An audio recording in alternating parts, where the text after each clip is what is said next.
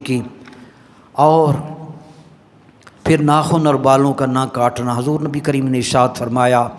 اذا داخل العشر واراد بعضکم ان یضحی، جب ذی الحج کا چاند نظر آ جائے اور تم میں سے جس شخص نے قربانی کرنی ہو فلا یاخذ من شعرہ ولا من اظفارہ، رواہ مسلم، تو وہ نہ تو بال کاٹے نہ ناخن کاٹے، پہلے کٹنگ کرا لے اپنی۔ مفتی صاحب رحمۃ اللہ علیہ نے فرمایا یار اس میں کیا رکھا ہوا ہے؟ مفتی احمد یار خان نعیمی رحمۃ اللہ علیہ آن دی ریکارڈڈ چیز آ جائے، میں بتا رہا ہوں اس اہل سنت کے اولیاء، علماء، فقہاء اس کیلیبر کے ہیں، ان میں سے کس کس کا نام لیں؟ مفتی صاحب رحمۃ اللہ علیہ جنہوں نے حدیث کی شرح لکھی، جنہوں نے قرآن کی تفسیر لکھی، ان کو یہ ایک منفرد اعزاز ہے، لکھا ہے انہوں نے خود اپنے قلم سے۔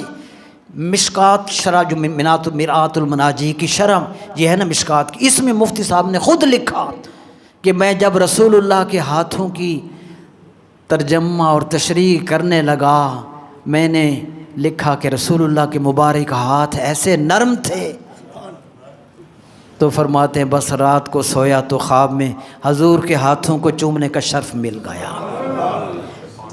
جو کام کر آپ کے چوکیدار کی مس کال بھی آ جائے تو آپ فوراً کال کرتے ہیں،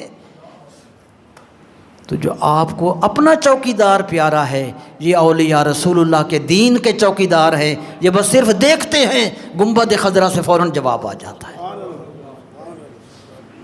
مفتی صاحب علیہ رحمہ نے لکھا یار یہ بال اور ناخن نہ کٹوانے کی کیا حکمت ہے؟ آپ نے لکھا فرمایا کہ 8 ذی الحج سے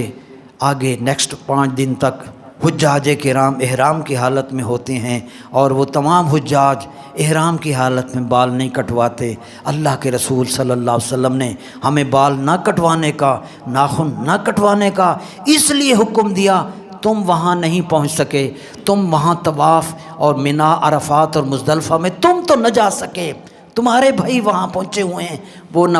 ناخن کٹواتے ہیں نہ بال کٹواتے ہیں، تم ان جیسا کام کر لو، بیٹھے یہاں رہو، جو کرم نوازیوں کے سمندر وہاں مینا، عرفات اور مزدلفہ میں ان پر چھم چھم برس رہے ہیں، جب تم یہ مشابہت ان سے کر لوگے وہ رحمت کا چھینٹا تمہیں بھی عطا ہو جائے گا۔